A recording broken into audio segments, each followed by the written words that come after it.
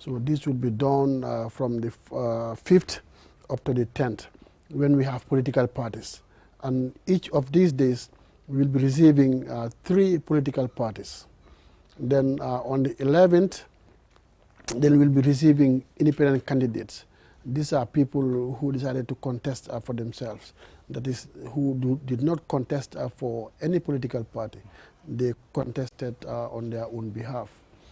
And then this time round, you know, we are improving, Omar. So this time round, we set aside 2 days during the nomination process. And during these 2 days, that's on the 12th and on the 13th. So the last 2 days are meant to receive corrections. People who have submitted their nomination papers, and for one reason or another, they have been rejected. So these last 2 days, on the 12th of March and 13th of March, are set aside so that they can come back again. Once they've done their corrections on their nomination papers, then they can come back and resubmit their nomination papers to the returning officers for consideration. Thank you very much, Mr. Pamakan Njie, the Public Relations Officer for the Independent Electoral Commission. Now we move to Mr. Sada Njie, who is actually the Assistant Regional Electoral Officer for KM. Mr. Njie, let's look at the summary requirements. What is required of somebody who is aspiring to run for the upcoming parliamentary election? What will the person need to be able to contest? Okay. Thank you very much, Mr. Jallo. As you said, there are requirements for you to be part of the National Assembly. First of all, we say we're talking about the candidate citizenship. You have to be a citizen of this country, and at least to contest. And the second one, you have to attain the age of 21 and above, at least at the age of 21 years. And then the third one, we're talking about at least you should be able to speak English language with a degree of proficiency sufficient to enable him or her to take part in the proceedings of the National Assembly. So that's the third one. The fourth one, the candidate have an ordinary residence in the consequence of a period of at least 1 year prior to nomination. You should be. We're not talking about that you have to be there permanent sometimes, but at least you will be going there frequently, so in and out you should be able to know what is happening in that consequences. Okay, consequent. Okay. So the other one is talking about a candidate shall be nominated by not less than 300 voters whose name appeared in the register of voters for the consequence of which he or she would seek to be elected. At least you need 300 voters from the register to be nominated. Okay. The other one, at least we said you got a sworn declaration of assets. You need to declare assets, your belongings. The other one is saying that you need to have a tax clearance certificate. You see, those ones, you know, most of them knows it, and then you need to go to GRA at least to have those ones, okay? And then a payment of deposit of $5,000, you see, as amended, you need to pay. That's the deposit we're asking for. Maybe from there, we have the representative symbol. You need to have a symbol. Another one is the color and a photograph of a candidate. You need to have all those things, okay? And then a person who is qualified to be registered as a voter under the Constitution and the Election Act may contest as an independent candidate in an election. You see? Another one is talking about a political party or a candidate shall accept and abide by the Code of Election Campaign Ethics, which the Commission prepares. There will be a campaign itinerary that will be prepared after the nomination to show how people, the routes that you're going to take, okay, during the campaign. A political party, if a candidate, if you are contesting and then you are an employee, at least you are working for any department, you need to take a leave of absence. And a public sector. Those working in public sector. Public sector. You need to have a leave of absence from your employer. Okay? For 1 year. Yeah, for 1 year. Okay, let me just pause you there. Why are you restricting this to public sector? Why not the private sector? Or maybe somebody working in the private sector, private sector. But you can comment on that. Yes, yes. I think here we're talking about the law here. These legal dictates. These are what the law says, that if you are working for the public sector, you cannot have you cannot wear 2 caps. That is, you cannot be holding 2 public offices. I think that would be very unfair. So this is why it's saying that you have to resign, or in the case of you don't, you should have a leave of absence for 1 year. So just to allow you to participate in the political process. Fully. And during that 1 year, if you win, then I'm sure very well you can resign. And in the case you lose, then you, after 1 year, then you can go back to resume your employment. Okay, Mr. Jai, continue with the requirements. And then the other one is talking about, at least you should have a letter of sponsorship from the party. If you are going under a party, then at least you need to have a letter. Ticket. Yes. Okay, thank you very much, Mr. Sada Njai.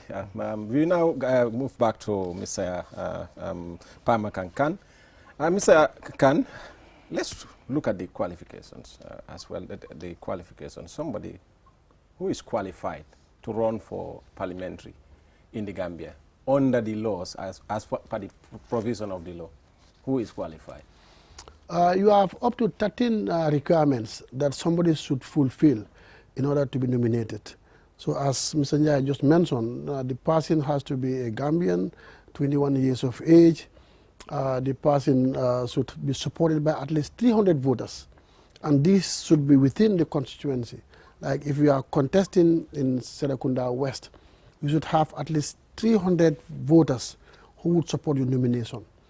They must all be within Serekunda West. They don't have to be from elsewhere. So from within Serekunda West. That is from within the constituency in which you want to contest. And also you also have other requirements, that is to declare your assets as mentioned by Mr. Njai. And also you need to, if the issue of employments come here, that whether you are working in the public service, in this case you need to have a leave of absence for a period of 1 year. And also if you are in the private sector, then this doesn't apply. Because it's private, you are doing your own thing, you have no obligation to anybody but yourself. So I think this is the difference. If you are in the public sector, you have an obligation to the people. The people need your service. So for that reason, I'm sure there have to be order, such that you have to take a leave of absence during that period. Okay, we will stay with Mr. Khan. Mr. Khan, you've talked about the qualifications. We now know what will qualify somebody to run for the parliamentary election. But of course, there will also be disqualifications. What will lead to somebody being disqualified to run for the parliamentary election? Yes, very well. Also, as long as you already mentioned, we have qualifications and disqualifications, and these are all prescribed by the law. Sections 89 of the Constitution and Section 90 of the Constitution. These two sections respectively have set out the qualifications and disqualifications. So now coming to disqualifications, somebody with a dual citizenship is disqualified to contest unless the person renounces the other citizenship. If not, the person is not qualified to be nominated. Then also somebody of unsound mind, as prescribed by the law, somebody who is a judge, medically certified to be of unsound mind, that person is not qualified to contest in this election. Also, as if you are a member of the discipline force, that is you are the security services, then it means you are not qualified to contest unless you resign your position in that force to enable you to be nominated to contest in the National Assembly election. And also, if you are also a member of a local government authority, that is you are elected on a council or a municipality, you are not, if you have been adversely mentioned in a Commission of Inquiry report and which have been published and finalized, that is, it is not under judicial review or appeal, then that person is also not qualified to contest. So these are some of the disqualifications that are stipulated under the Constitution that may bar somebody from being nominated to contest in National Assembly elections. Thank you very much, Mr. Khan. Mr. Khan, still we will stay with you because the last 2 days have been with you on the training that you've been conducting for political parties, the police, the media, the CSOs. It seems there are some improvements, should I say changes in the nomination processes. Take us through the nomination process. Oh, very well. That's a good question, Omar. Like I would say the Commission is learning a lot and we're improving, as time goes on. So we learned a lot from the presidential election in December 2021. So this time round, in the conduct of the National Assembly elections on 9th April 2022, so we have some slight changes in the nomination procedure. For example, this time round, you are either accepted or rejected on the spot. So you know we had some experiences, which in fact for which we are taken to the courts.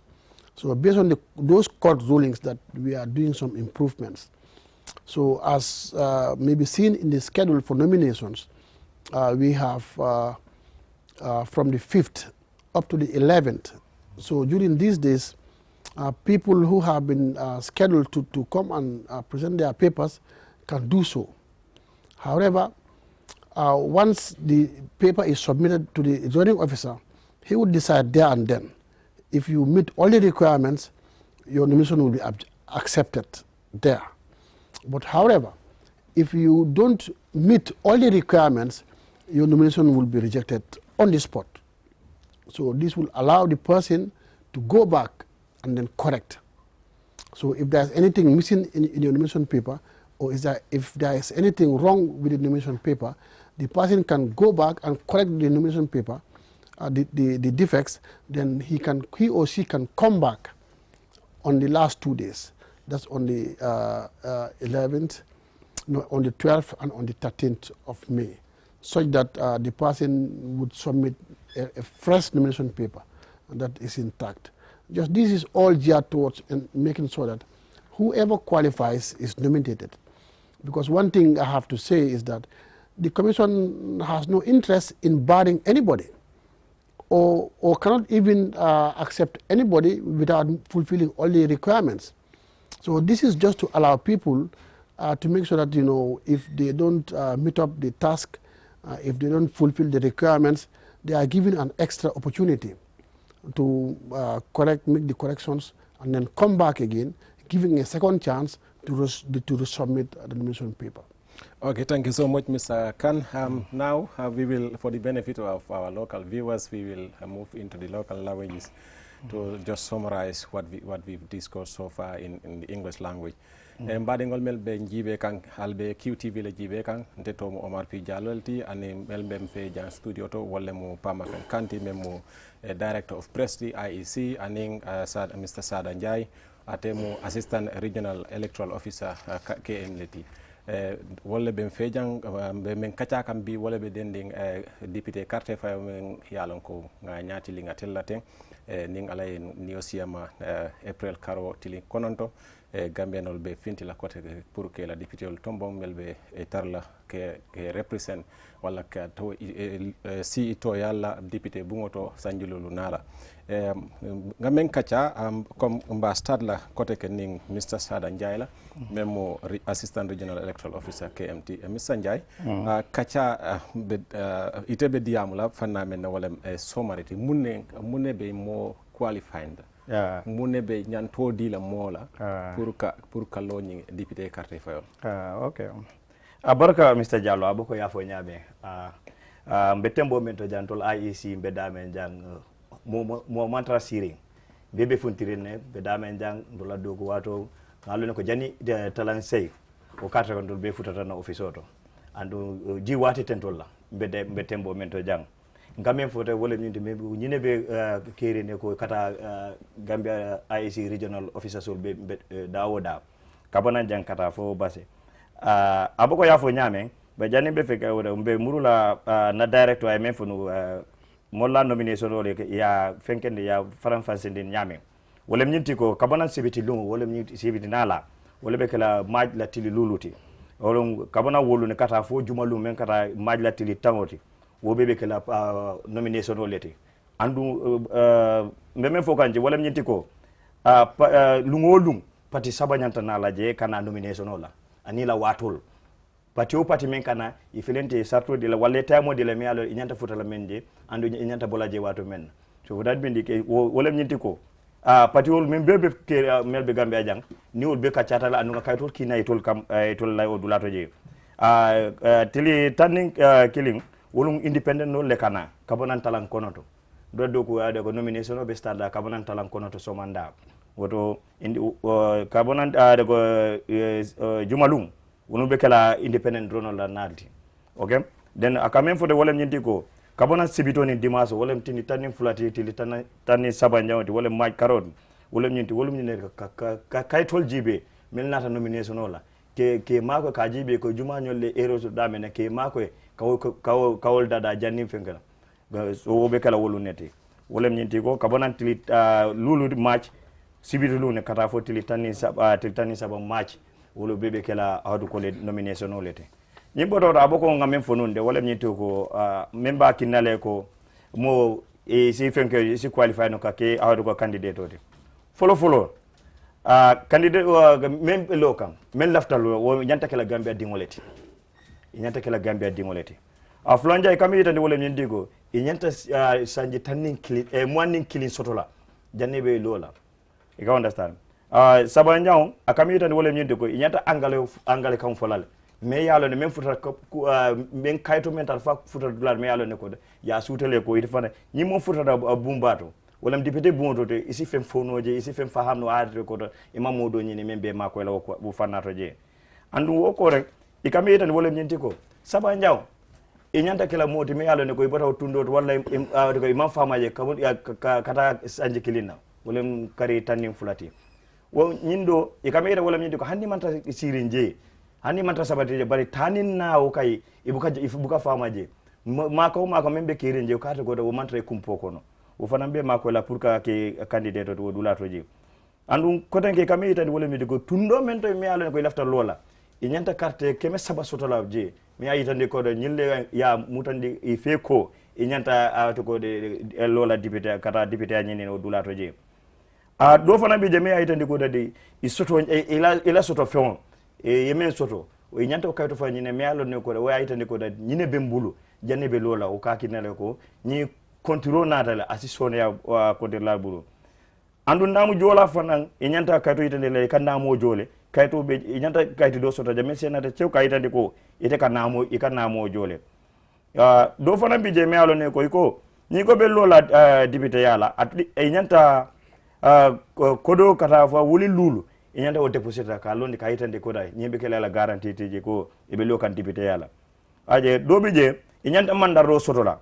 anin kuloro ani la natalo pour la candidate ka fu yitande ko da nyin e nyanta hawto ko le nyine be londi la munyimo man jindoje nyanyindoje asa sute ko nko ndolla umare lafta lola waku o mo dole lafta lola so fana kuma yata ko kono bakele and do fana bijele me alon me yitande ko iji registered voter on the nyaata ko political party leta yaje wol andu inara ilota political party le bang wala ilota candidate yala bang so e nyanta wawde ko de kayto do be je mi ay ka fo de code of election campaign ethics mi yalon ne ko wole wo musato mi yalon ne wole kayitande ko do al campaign wato kono atama nyaabe kala nyaamende ko do e nyanta wawde ko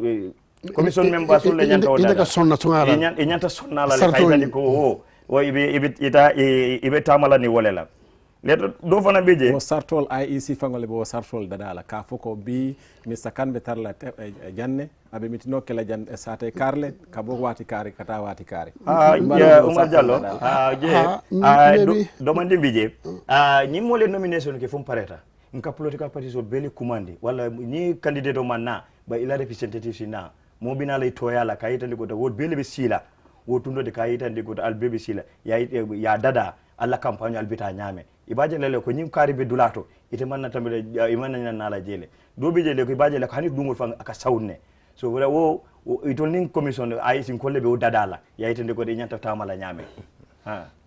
maybe saw demande Omar nyim fanan sartolem ka tandi ko IEC sartolo lande ka tandi ko candidate janni nominate ika songo sartol lalle ka tandi ko isa campagne ke kayra kono ita mo nenna ita fitna ku kela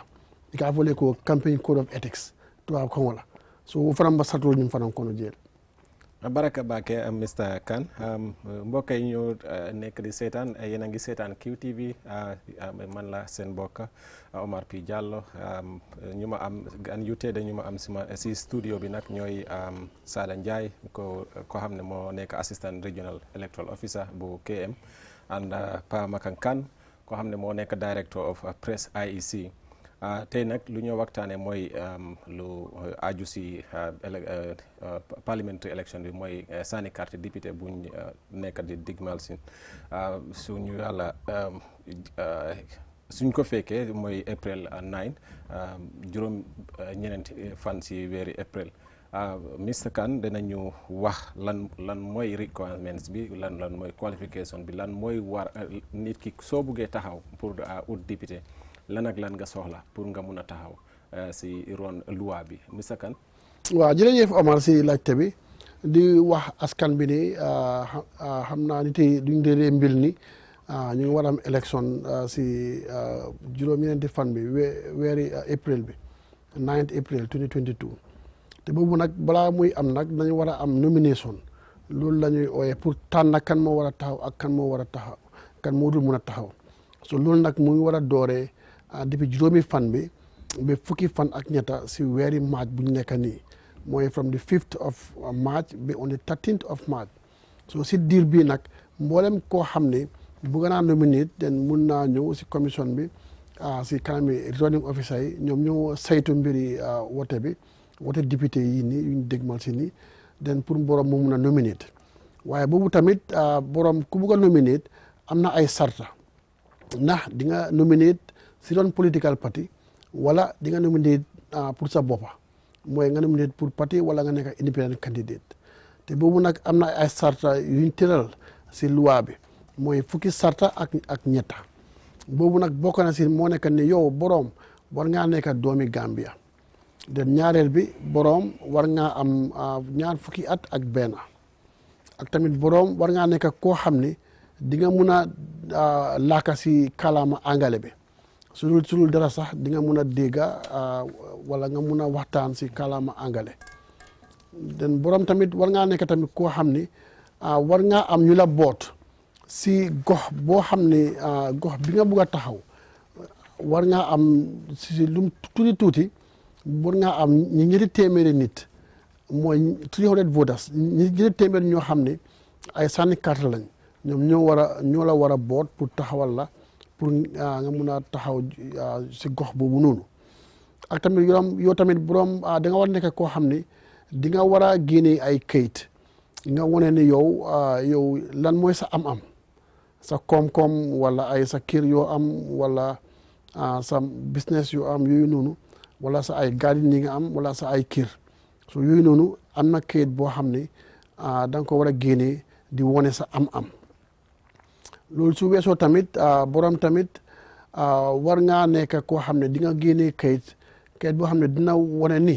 su dee yaa ngi liggéey si bunti nguur bi mooy public service bi yow di nga war a génne kayit boo xam ne dina la may yoon pour nga mun a taxaw si élection bi te boobu tamit dina la may yoon dina la jox liif bu mel ni daal dina la may yoon doo ñëw liggéey ba si diiri benn at te boobu tamit bunti liggéeykaay boobu noonu duñ la fay dara si diir boobu noonu mooy leave of absence for 1 year without pay dinañ la may yoon nga dem taxaw si élection bi waaye tamit duñ la fay ba diiri benn at so yooyu yëpp bokk na si sarta yi nit lu mu war a mutal pour mu mun a taxaw ak tamit boroom war naa nekk koo xam ne tamit dina war a fay xaalis lu ñuy ooyee déposit dina war a fay si commission bi si IEC dem ba $5,000 $5,000 daf ko war a fay si commission bi loolu déposit la mooy nekk su gañee nag am na ay sarta yu fa nekk den mun nañ koo delloo waaye su gañewul sax tamit am na xayma boo xam ne su ko amee den mun nañ koo delloo waaye nag su ko manqué nag den borom dafay ñàkk déposit bi ak tamit war naa nekk tamit koo xam ne su dee mu ngi taxaw si ron political parti bi war nañ koo jox kayit di seetleen ni ñoom ñoo ko dooleel pour mu taxaw si ñoom seen tur so yii daal yii yëpp bokk na si sarta yi yoo xam ne ku bugg a taxaw pour nekk député pour ñu mun laa nominate si IEC war ngaa mutal sarta yi nii yëpp. am na solo Mr Kane ba léegi ñu continuer rek xuus ci affaire nomination bi xam naa comme gannaaw wax nañ lu nit ki soxla pour mun a taxaw dina am solo tamit ñu seet lan mooy disqualification si soo lan ak lan nga war a manqué mbaa mooy sarta yoo xam ne war nañ naa mun a disqualifier pour mun a taxaw si sànni carte bi. waaw jërëjëf Omar ndigam tam am na ay sarta yu la mun a dooleel pour nga taxaw noonu tamit am na tamit ay sarta yoo xam ne tamit soo ko amut doo mun a taxaw yooyu bokk na si mel ni yow borom su amee su nekkee doomi réew su nekkee doomi réew ñaari réew mel ni nga nekk Gambian ba pare nga nekk American wala nga nekk Gambian nekk Anglais so doo mun a nekk doomi ñaari réew ba pare nga mun a taxaw pour nekk député Gambia fii nii lu ñuy ooyee dual citizenship nga am di doomi réewi Gambia am doomi réewi beneen dëkk so loolu su xewee loi bi yow du la mun a may pour nga taxaw ak tamit si fànnum loi bi koo xam ne xelam mutut mel ni lu ñuy ooyee si anglais unsound mind mel ni koo xam ne dafa manqué le xel wala xelam mutut daal den borom tamit loi bi du ko mun a may pour mu mun a taxaw pour mu nekk député ak tamit su dee borom dafa bokk si takkader yi mel ni dafa bokk si buntu mu ngi liggéey si buntum kaaraange lu ñuy ooyee comme police wala comme soldat bi wala comme ay daka tudda drug squad fire service immigration ak yooyu noonu borom loi bi du ko may ko pour mu taxaw ndigam xanaa su borom bàyyi liggéey boobu noonu mooy xanaa nga resign su dee yaa ngi si buntum kaaraange bi yow takkader nga da nga war a doo mun a taxaw waaye nag soo bàyyee liggéey bi den loi bi mun na laa may nga taxaw mooy da nga war a resign nga jébal place bi den mun na laa may tamit nga taxaw ak tamit mboolem koo xam tamit dañ koo tànna si bunti nguur bu ndaw bi mooy local government authority yow soo nekkee councilor wala nga nekk chairman wala nga nekk mayor wala mayoress dañu tamit loi bi mayu la doole pour nga taxaw waaye nag soo buggee taxaw daal foog nga bàyyi place boobu noonu foog nga delloo place bi nga resign den nga mun a taxaw ak tamit borom tamit su dee tamit lu ñuy ooyee commission mel ni ay bunta yu nguur bi taxaw pour ñu gistu ay mbir den su dee ñoom doñ tudda sa tur si commission report bi yoo tamit mel ni yoo tamit loi bi du la may doole pour nga taxaw xanaa su dee report boobu noonu su dee pareegut ñu ngi koy gëstu xanaa loolu de waaye su dee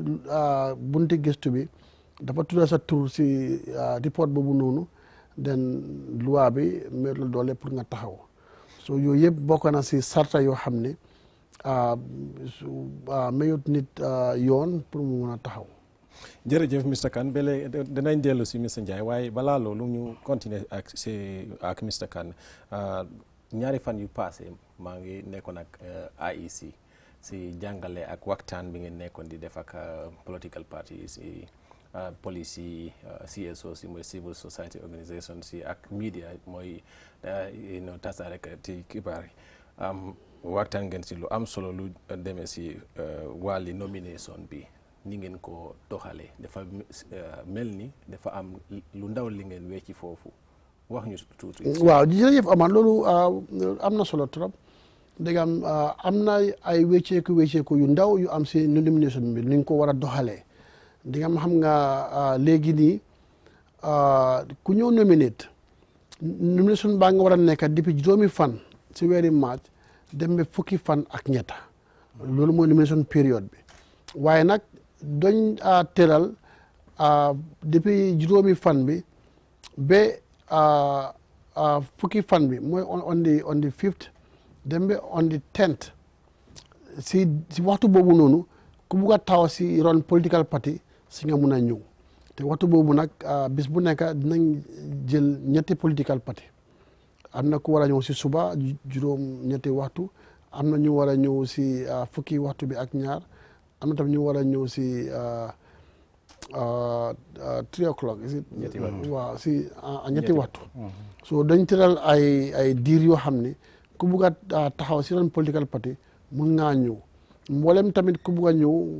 ba tey wax nañ parti yi yëpp ku nekk ban waxtu nga war a ñëw waaye nag ñu ngi bàyyi on the 11 bi mooy fukki fan ak benn bi boobu dañ ko tëral pour independent candidates yi mboolem maanaam koo xam ne dafa bugg a taxawal boppam so bis boobu nag borom mun naa ñëw on the 11 ñu nominate ko waaye tamit xam naa tamit dinaa tamit baax ñu wax leeral ni tamit su dee yow tamit independent candidate nga waaye tamit am na joxe nañ place pour parti yi pour ñu ñëw waaye su dee benn parti ñëwut waxtu boobu noonu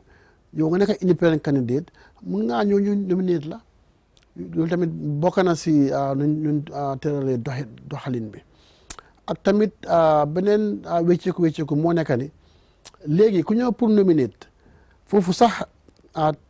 teew mu teew la foofu sax nañ la wax ni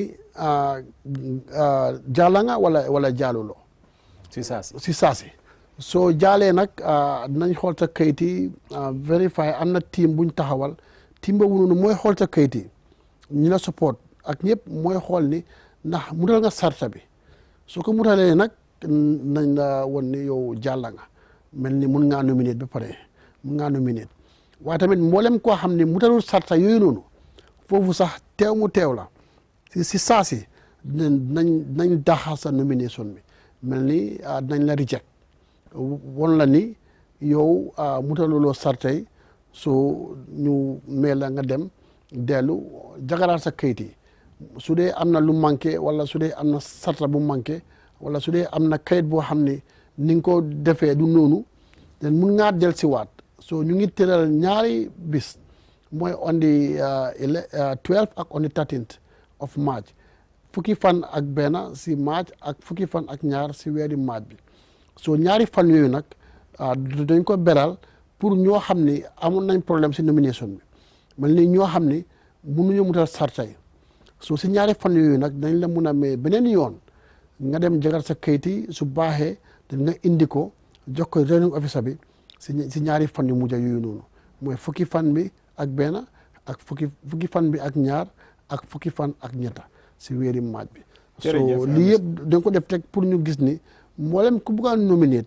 loi bi na la may chance pour nga mën a nominate noo ko buggee jërëjëf Mr Kane musidɓe hettotoɓe e laaroɓe QTV ko min musidɗo moon Omar P Diallo joɗani on ɗo e nder studio e noon mino ɗo heeɓi hoɓɓe ɗiɗo eɓe ganduɗa ko kamɓe gimmori e taw dammugal ngal ganduɗa ko kamɓe toppitto kulle feragol carte gon nder leydi Gambie ɗo ɓuuraɓe andede Independent Electoral Commission IEC e ɓen hoɓɓe noon ko kamɓe moni Sada Ndiaye mo ganduɗa ko kanko woni Assistant Regional Electoral Officer KM e Mr Pamakan Kane mo ganduɗa ko kanko woni Director of Press e to liggorde wotere nde ɗum woni IEC hande noon komin jewtata ko ɗum woni ɗeɗo carte député ɗe ganduɗa ko ɗum pewnodirɗe ɗo waktu ɗo wonɗo saare nde foof ko ɗum woni yewtere dulaji bantaji ɗi foof kala ɗo jaruɗa e ko ɗum woni ko yewtete ɗum woni fampagol carte subgol député ɓe ganduɗa ko kamɓe poti en jooɗoyanade titi e toon to ɗum ɗon suudu député ɗin ɗon duuɓi joyi garoji ɗum ɗon ko hunde nde ganduɗa neɗɗo fooɗi hen foti wattu haala mum e ɓayda ko kamɓe boni ɓe ganduɗa ko kamɓe bonata toon kon kunuɗe men e noppi men e koyɗe men juuɗe men e nden ɗi jaari enen fof mbaɗenen ɗum wona haaju kala mo ganduɗa e ko joom timmi fi wawde ferade carte yimɓeɓe guetoɓe punta carte punta ɓe pero carte kono hani ɗum daren ko hoɗum woni sartaji ɗi ganduɗa ko ɗum ɗon loi o wallini e fi joom neɗɗo wawa darade enen gandi yimɓe hewɓe ɗo wonɗo ɓe punti ɓe kolliri yidde mabɓe darade e kono ɗi fof wawata daro saabu ko won sartaji balɗe darnaɗi e ɗi ganduɗa ko ɗin ɗon joom wawata timmin si wawa daro e si manquini ɗin tan wodat joom wawata daro wona neɗɗo haaɗi o darade kono ko loi o haaɗi joom darade ko ɗin ɗon sartaji hande jewteten ayiyat mbawen ɗum andu yimɓeɓe ɓeyda ɗum famden te kala mo ganduɗa timminani ɗin ɗon sartaji wawa immo e jodde wawa ya funta naata funta wawa timmide ɗin ɗon sartaji kono ko mbaɗeten tan en gokkat ɗum Mr Sada Ndiaye fi o wawa en yewtude ɗum e musidɓe fulɓe ɓe fi ko hoɗum woni sartaji ɗi ganduɗa e ko ɗum ɗon mbawata darnude okkude neɗɗo lawol fi wawa darade ɗaɓɓude député aji Mr Ndiaye. Ok Oumar a jarama no wiyete ɗo hande nandi yewtere wela tigi noon kay sabu no ha hande so men gokkama ta meɗen mbawi yaade ɗo ñalawma o foof kono hande no mbiɗani no puɗɗorɗen ha hande hono wiyete wono ko ɗum wawata okkude neɗɗo doole ɗe ko mbawatama darnude ɗo ni o gogo no wiyama wonde maɗa foti wonde jibinande leydi Gambia ɗo ni o ɗum ɗon e sartaji muɗum ko gandanta ka jibinande leydi Gambia ɗo ni o ɗiɗaɓe gon no wiya wonde maɗa foti heɓde duuɓi 20 o ko yawi ɗon gila yiwde duuɓi 20 ha nawi yeeso aɗa wawi wonde ma darade e kulle ɗaɓɓugol leydi ndi o taɗaɓe ngo kadi aɗa woti foti wonde ɗo gandanta tubakere nde ɗum wiyete ɗemgal angale ngal English language ɗum wawi wonde maɗa ɗum ɗon aɗa foti ɗum nande aɗa foti ɗum haalde ko gandanta sa yettima suudu député gal ɗo ni luɓal ala ɗon ko gandanta mbiyata goɗɗo wallam ɗum ko ta so haalama a nanat anne a haalat kulle goɗɗo fama ɗon ni o ɗum ko ɗum wonde aɗa foti hebde ɗum ɗon ni o kadi ne aɗa foti wonde neɗɗo mo gandanta ɗum tundudu gimmorɗaɗo to parɗa ɗo darade aɗa foti wonde neɗɗo mo gandanta ta a wayrade to ni o ko ɓuuri hitande e dow ɗum noon no wawi wonde ma aɗa wawi wonde dula goɗɗo ni kon ta ko yaha gara maɗo a humpaka ko won toon ni ko wattu foof aɗa yiye toon ni o ɗum ɗon ne kadi no wawma wallude no beete kadi ne no aɗa foti wonde to dula to poɗɗa ɗo waɗede nominé to poɗɗa ɗo parɗa ɗo darade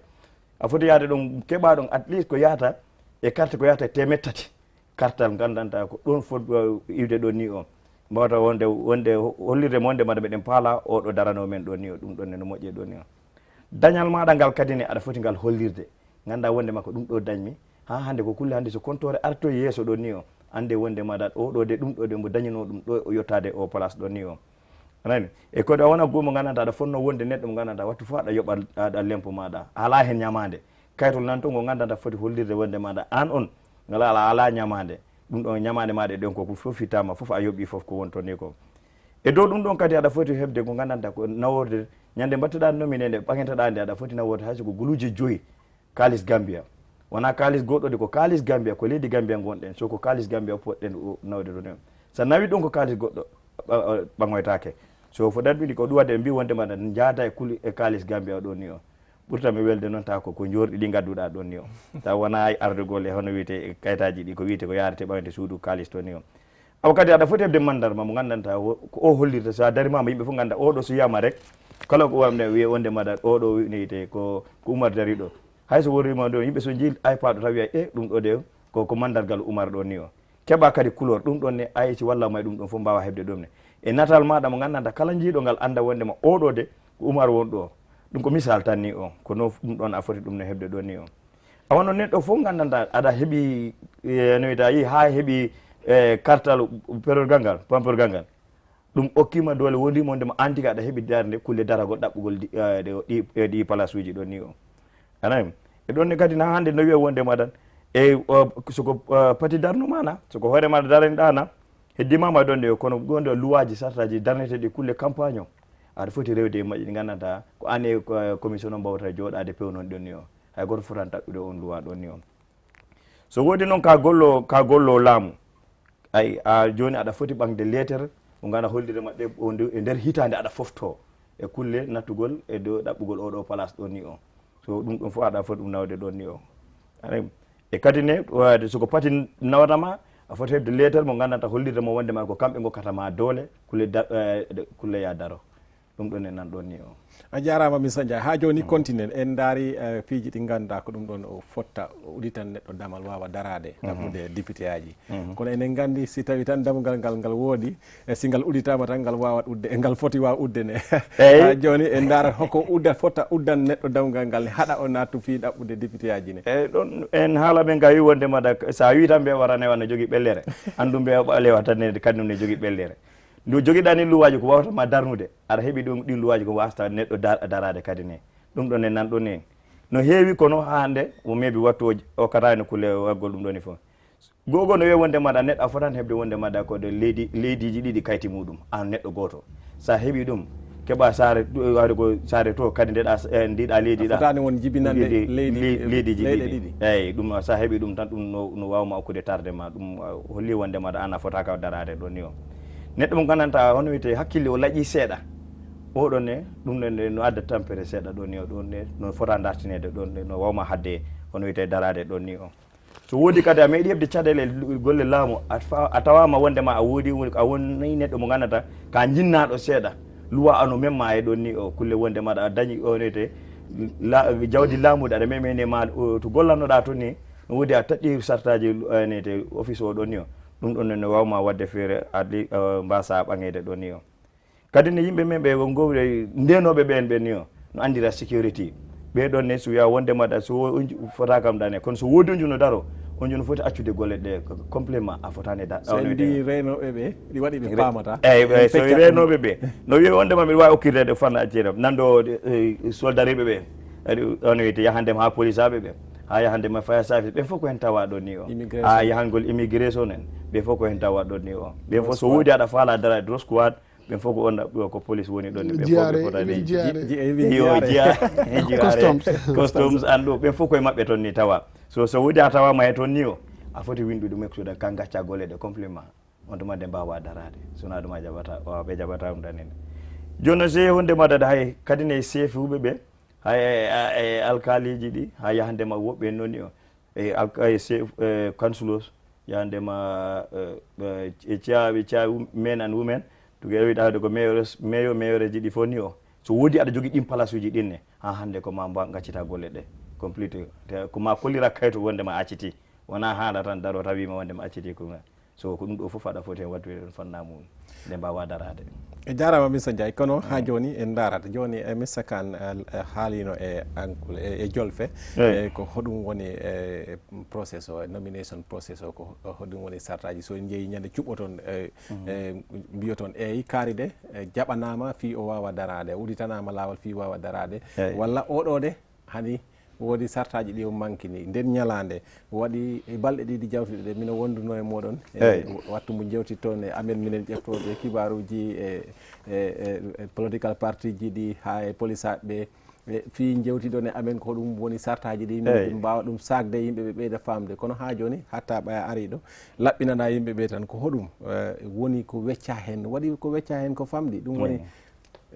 ko yimɓeɓe ɗi kumpa ɗum ɗon eyyi andi no mbiruɗa ni o wattuɗo to wonɗo ni o hunde nde foof nawama to tunduji to ni o nder Gambia ɗo mine ɗanede sa ari to kulle élection ɗon ni o leydi ndi feccama dulaji jeeɗiɗi e dow ɗum noon to woniri ɗon ni o ko kala to ɗi leydi jeeɗiɗi fof meɗen darni ɗon onede office amen to gollirde amen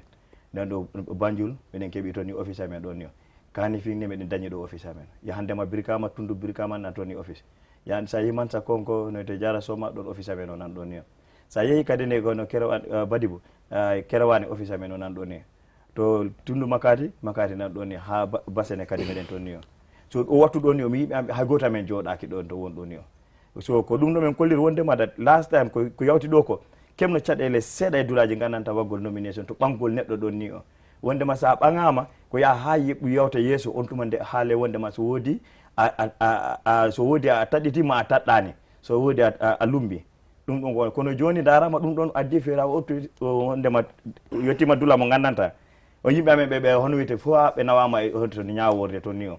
ɗo ɗum ɗo min mbi wondema ɗo joni ɗaɓitano laƴal gonga kadi ne joni so woodi wondema da ñande mbaɗɗa nominé nde ko o ñam fof hunde nde watte kisi kisi ndaare so woodima ane a lumbima a lumba ma woodi ko manque hen foof o ñam kalneteɗa ɗon ni o ɗo wattuɗo men ɓaŋino yimɓe amen ɓe puɗɗimama arde ɓe gandanta mbawɓe wallude waggol vérified so wiyete ko ndaara wondema da kayitaji ɗi gadduɗa ɗi so woodi en keƴƴi hen laƴal ni seeɗa ɗum ɗo fof ɗum ɗo wattuɗo ne fof koye kulle muɗumen goni ɗon ni o a jarama Mr Ndiaye Mr Kane dafa mel ni waxtu bi mu ngi ñoo jam fa ñu ngi dese ñaari minute rek ay ñu tàggatoo ak ñu nekkoon di seetaan waaw jërëjëf Omar just di dénkaane nit yi rek ni élection bi ñëwaat na mooy élection yi député bi mu ngi war a nekk si weer bi March juróom-ñeenti fan bi 9th April 2022 so léegi tey rek dos di ñaax askan bi rek ni comme niñ ko defee woon si waxtu presidential election bi na nit yi génn support seen candidate bi waaye tamit nañ ko def si jàmm ak si dal sa candidate mu nga ko support mu génn den mu nominate den su paree nga dellu sa gox bi waaw bëgguñ dara jot kenn si waxtu nomination bi police bi nag dañ fa nekk kaaraange bi nañ dimbale nit yi mel ni gis ni ku war a ñëw nominate ñu dugal ko mu nominate ak askanam bi den su paree mu dellu waaye tamit ñu ñaax nit yi rek ni nañ ko def si jaama ak si dal ak tamit ñu ngi woon tamit nit yi tamit ni si biir xam nga waxtu bi moom ñu ngi war a dimbalante si région bi mel ni dooree ko depuis Banjul ba Basse. jërëjëf monsieur Kane dafa mel ni waxtu bi jeex na tak fu mu nekk ni xanaa ñu tàggatoo rek well viewers, this was the IEC hour with me, your host Omar P. Jallow. It was a pleasure having you and gentlemen. Hope to see you very soon again to continue engaging with the electorates. Like I said, I was your host Omar P. Jallow. Keep watching QTV. Bye-bye.